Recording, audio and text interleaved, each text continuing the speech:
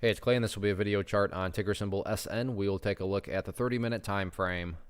Real quick, what do I mean by 30-minute in case maybe you're new to charts? Instead of each one of these candlesticks here representing 1 day's worth of price action, which is what you would normally see, each one represents 30 minutes. So while this here may look like several days worth of time, it's actually just today's price action broken down into 30-minute time slices. I like to this time frame. I think it does a good job of telling the quote-unquote story of the price and just makes mapping out levels of support and resistance a bit easier to see. I don't mean to state the obvious, but I will anyways.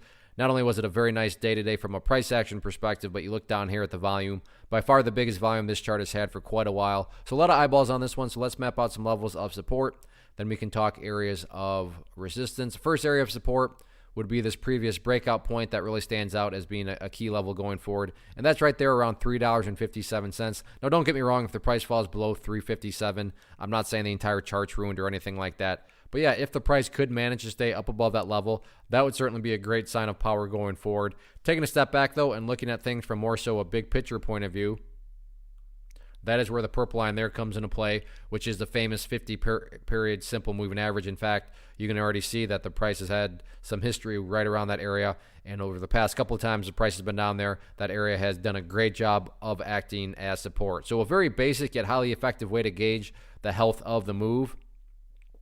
This right here being defined as quote-unquote the move. Just watch that purple line. As long as the price stays above that line, as the line itself moves higher and higher, then the bulls are in full control, the bulls are in full health. However you can best visualize that, no questions asked. Again, yeah, preferably speaking, stay up above 357, but from the grand scheme of things, as long as the price stays above that purple line, then the bulls 100% own the chart. Now, what about areas of resistance?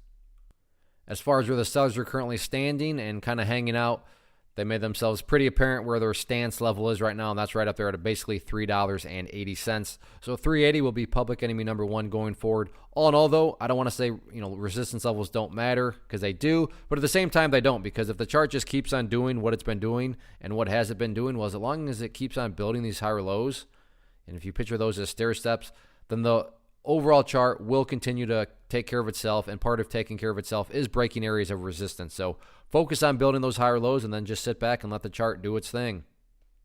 One of the biggest questions I get is, hey Clay, how do you find the stocks that you trade? So what I've done is put together a free resource guide where I talk about the tools that I use to locate stocks that I find interesting and think may have potential. So if that sounds like something that could add value to you as a trader, then click on the image that is up on the screen right now and I will email you the guide. The guide itself is very short and to the point, and best part, it's completely free. Thanks for watching the video. Let me know if you have any questions.